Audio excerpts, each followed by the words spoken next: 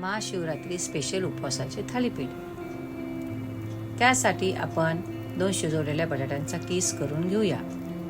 त्यात चवीनुसार मीठ, 1 वाटी भिजवलेला साबुदाणा, 1 वाटी भाजलेले शेंगदाण्याचं कूट, 2 चमचे तिखट, 5 चमचे भगरीचे पीठ टाकून एकजीव मिश्रण तयार करूया. मिश्रण हाताला चिटकू नये म्हणून तुपाचा हात लावू शकतो. प्लास्टिक शीटवर तुपाचा हात लावून पातळ थालीपीठ बनवायला घेऊया.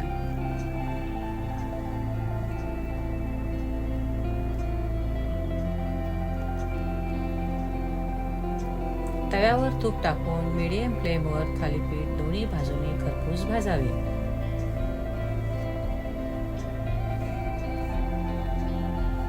तयार आहे खमंग व खुसखुशीत उपवासाचे थालीपीठ.